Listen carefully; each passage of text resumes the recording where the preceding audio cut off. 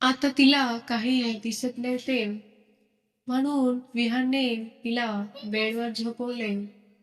थंडी वाजत असल्यामुळे सांज थरथर कापू लागली. विहानने तिच्या अंगावर ब्लँकेट टाकले आणि तिचे हात चोळू लागला. तिच्या शरीराला गरमी देण्याचा प्रयत्न करू लागला. तिचे थरथरणे काही केल्या कमी होत नव्हते म्हणून अजून एक ब्लँकेट आणून टाकले. सांजला आता थोडे बरे वाटू लागले. विहान तिच्या बाजूला बसला. तिचे हात चोळू लागला. त्याला वाटू लागले सांजला हा त्रास माझ्यामुळे झाला. कामाच्या प्रेशरमुळे आणि दगदगीमुळे सांजची तब्येत खराब झाली. विचार करता करता तो तिच्या साईडला झोपी गेला. सांजला त्याच्या गरम हाताचा स्पर्श झाला. ती आधी त्याच्याजवळ सरकून झोपली. दोघेही एकमेकांच्या मिठीमध्ये शांतपणे झोपी गेले. पण त्यांना माहित नव्हते उद्या येणारी सकाळ त्यांच्या जीवनामध्ये खूप मोठा तुफान घेऊन येणार होती. इकडे सांच्या पप्पाचा फोनवर फोन येत होता. तो सायलेंट असल्यामुळे समजला नाही. मग त्यांनी रिद्धीच्या मोबाईलवर कॉल केला. रिद्धीने लगेच फोन रिसीव्ह केला. ती म्हणाली, "हॅलो, बोला काका." बेटा सांज काय करायली? फोन उचलत नाही. रिद्धीच्या आता लक्षात आले सांजला फोन आला म्हणून ती खाली सोडून आली होती. ती आता खरं सांगू शकत नव्हती म्हणून ती म्हणाली, "काका, सांज झोपली. मी तिला सकाळी बोलायला सांगते." रिद्धीने कॉल कट केला. रिद्धी घाईघाई पार्टीच्या ठिकाणी आली आणि सांजला इकडे तिकडे शोधू लागली. समोरचे लक्ष रिद्धीकडे गेले. तो तिच्याजवळ येऊन म्हणाला, "काय झाले? सर, सांज कुठे दिसत नाहीये. मी तिला इथेच सोडून गेले होते." समर म्हणाला, "ती विहान सोबत आहे." रिद्धी त्याच्याकडे आशेने बघू लागली. "काळजी करू नको, ती ठीक आहे." समरने रिद्धीला साईडला घेऊन गेला. विहान आणि सांज पहिल्या दिवशी भेटल्यापासून ते आतापर्यंतची सगळी कहाणी समरने तिला सांगितली. तसे विहानला सांजवर प्रेम झाले. मुलींकडे नजर उचलूनही न बघणारा विहान सांजच्या प्रेमामध्ये पडला होता. त्याने हेही सांगितले की विहानला लवकरात लवकर सांज सोबत लग्न करायचे आहे. रिद्धी हे सगळे ऐकून खुश झाली. ती म्हणाली, सांज खूप निरागस आहे. तिचा निरागसपणा सर सांभाळू शकतात. तर सांजच्या मनामध्ये विहानबद्दल भावना जागवण्यासाठी तू आमची मदत करशील का? रिद्धीने हो मध्ये मान हलवली. समर म्हणाला, फ्रेंड्स. रिद्धीने पण हात समोर करून फ्रेंडशिप केली. सकाळ झाली होती. आता हॉटेलमध्ये सगळेजण उठले होते. काही बिझनेसमॅनही तिथेच होते. निशा सकाळी सकाळी विहानच्या रूममध्ये गेली. तिने समोरचे दृश्य बघितले. त्याच्यामुळे तिच्या हाताच्या मुठी आवळल्या गेल्या. चेहरा रागाने लाल झाला होता. विहान फक्त माझा आहे. तिच्या डोक्यामध्ये एक आयडिया आली.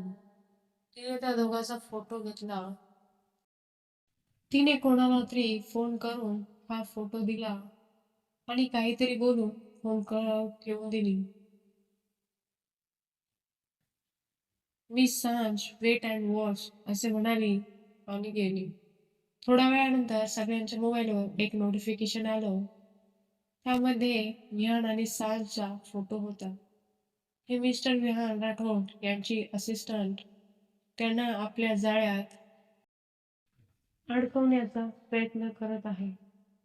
ह्या मिडल क्लास मुली अशाच असतात. एखादा श्रीमंत माणूस बघितला की पैशासाठी त्यांच्या मागेच लागतात. त्यांना स्वतःच्या इज्जतीची पण काही पर्वा नसते. ही कमेंट वाचून लोक सांजविषयी काही घाण कमेंट करू लागले. हा फोटो आणि हा कमेंट विशाल, शालिनी, समर, रिद्धी आणि सांजचे पापा विनायक यांनीही बघितले. त्यांच्या पायाखालची जमीनच सरकली. ते लगेच खुर्चीचा आधार घेऊन खुर्चीवर बसले.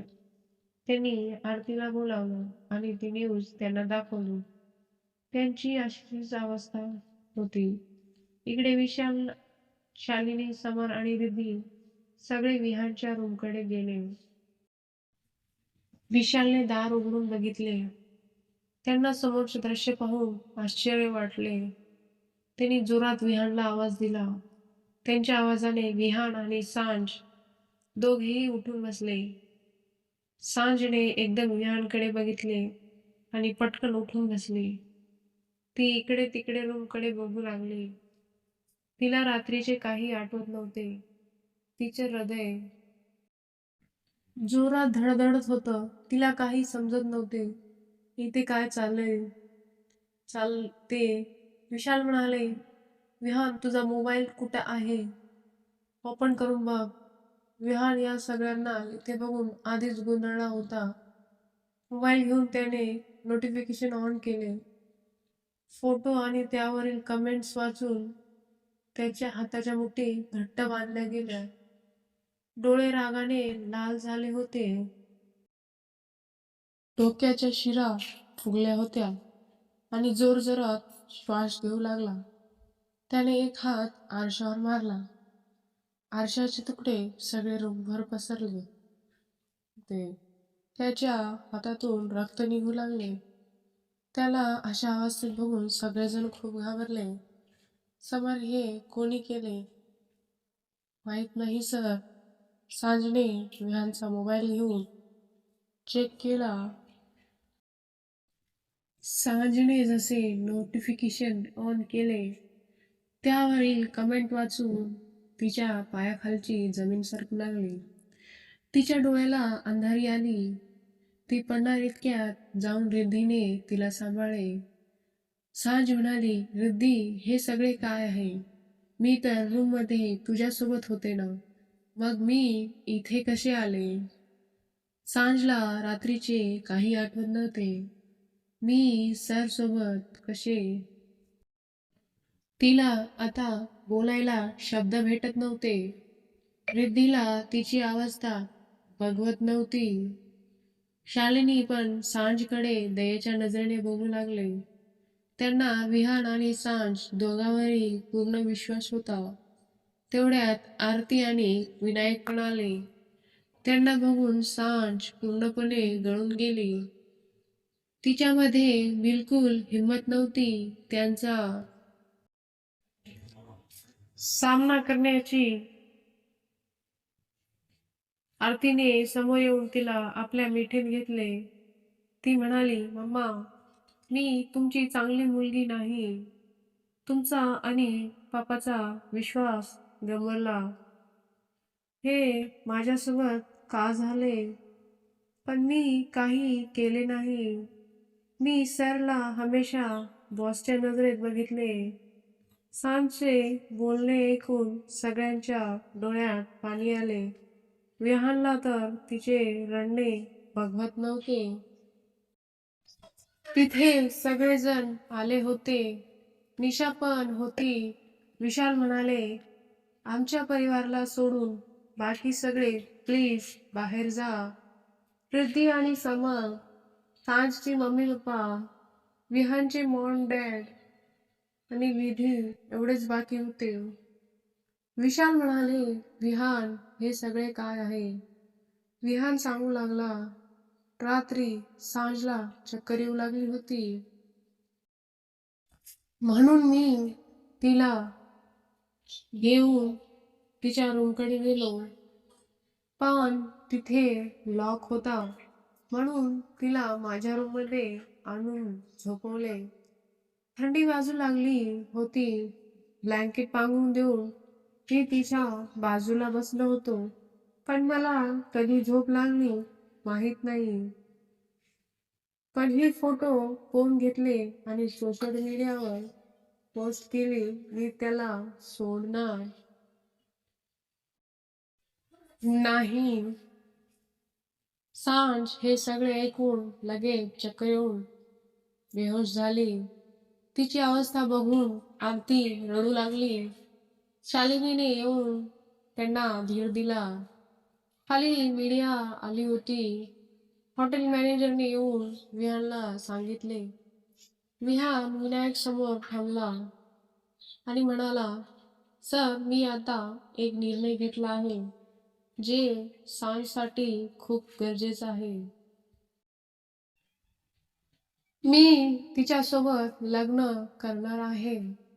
प्रश्न तिच्या आयुष्याचा आहे. मी तुम्हाला वचन देतो की तिच्या डोळ्यामध्ये कधी पाणी येणार नाही. म्हणून विहान खाली गेला. मीडियातील एकाने प्रश्न केला, मिस्टर राठोड, तुमची असिस्टंट तुमचा फायदा उठवण्याचा प्रयत्न करत होती का? विशालने हो म्हणून उत्तर दिले. दुसरा प्रश्न आला आहे. अशा मुलीपासून तुम्हाला सावध राहावे लागेल, कारण ह्या मिडल क्लास मुली, ह्याच्या पुढे त्यांनी एकही शब्द काढला असता विहानचा जोरदार आवाज आला. त्यांच्या विरुद्ध एक शब्द सुद्धा नको. तिसरा प्रश्न आला, का नाही सर, त्या तर फायदा उचलत होत्या. त्यांना अधिकार आहे. विशाल म्हणाला, ती माझी होणारी बायको आहे. आम्ही कालच्या पार्टीमध्ये हेच अनाउन्समेंट करणार होतो, पण त्यांची अचानक तब्येत बिघडल्यामुळे ते रद्द झाले. पण ह्या गोष्टीचा फायदा तुम्ही लोकांनी घेतला. त्यांच्या चरित्रावर बोट ठेवले. समज या मीडियावाल्यांना कुठेही काम मिळणार नाही याची जिम्मेदारी तुझी आहे. आणि तुझ्याकडे फक्त 2 दिवसाचा वेळ आहे. हा फोटो कोणी लीक केला त्याला माझ्यासमोर हजर कर. त्यांच्यामुळे आज सांजची ही अवस्था आहे. विहान राठोड काय चीज आहे यांना दाखवलं पाहिजे. विहान आपल्या दुश्मनांना कधी सोडत नाही. त्याचा रागावलेला चेहरा बघून सगळे मीडियावाले घाबरले. मी नंतर येऊन तुमच्या बॉसला भेटतो. मीडिया, सॉरी सर, आम्हाला जी बातमी दिली होती आम्ही फक्त ती सोशल मीडियावर टाकली. ही कोणी दिली त्यांचे नाव माहीत नाही, पण एक मुलगी होती. विहानला सगळ्यात पहिले निशाचा चेहरा आठवला, पण त्याच्याजवळ ठोस सबूत नव्हता, म्हणून त्याने काही म्हणले नाही. विहान सरळ तिथून सांजकडे आला. त्याने एक नजर सगळ्यांकडे टाकले आणि सांजकडे जाऊन म्हणाला, सांज, बरं वाटतंय का आता? सांजने हो मध्ये मान हलवली. तिच्या डोळ्यातून अजूनही अश्रू येत होते. तो सरळ विनायकजवळ गेला आणि म्हणाला, सर, पुढच्या संडेला आमचं लग्न आहे. हे ऐकून सांजला शॉक लागला. विनायक एकदा सांजला बघितले. तिच्याजवळ जाऊन तिच्या डोक्यावरून प्रेमाने हात फिरवले. मला माझ्या मुलीवर पूर्ण विश्वास आहे. तू काळजी करू नको बेटा. तुला जर हे लग्न मान्य नसेल तर आपण हे शहर सोडून जाऊ. सांज त्यांच्या मिठीत जाऊन रडू लागली. विशाल म्हणाले, विनायकराव, सांजसाठी आणि विहानसाठी हेच योग्य राहील की त्यांचे लग्न लवकरात लवकर करावे. विनायक यांनी सांजला विचारले, बेटा, तू लग्नाला तयार आहेस का? सगळे सांजकडे बघू लागले.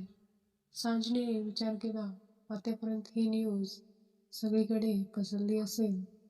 पापाच्या इज्जतीचा प्रश्न आहे. त्यांनी सांगितले जरी नाही तरी त्यांना आतून खूप काळजी लागली आहे. तिला अजून त्यांना जास्त त्रास द्यायचा नव्हता, म्हणून तिने हो मध्ये मान हलवली. विहान एकसारखा सांजकडे बघत होता. विशाल म्हणाले, उद्या आपण एंगेजमेंट करून घेऊया. मग 4 दिवसांनी लग्न. सगळेजण तयार झाले. एक एक करून सगळेजण उठून गेले. तिथे फक्त विहान आणि सांज उरले होते. कोणालाही सुचत नव्हते काय बोलावे. विहानने बोलायला सुरुवात केली. सॉरी सांज, माझ्यामुळे झालं हे सगळे. हे जे कोणी केले त्याला मी सोडणार नाही. मला माहीत आहे तू या लग्नाला मनातून तयार नाहीस. पण तुझ्या आणि तुझ्या पप्पाच्या इज्जतीला वाचवण्यासाठी आपल्याला हे करावे लागेल. तुला जेवढा वेळ घ्यायचा आहे तेवढा तू घेऊ शकतेस ह्या नात्याला स्वीकारण्यासाठी. तुझ्यावर कोणीही जबरदस्ती करणार नाही.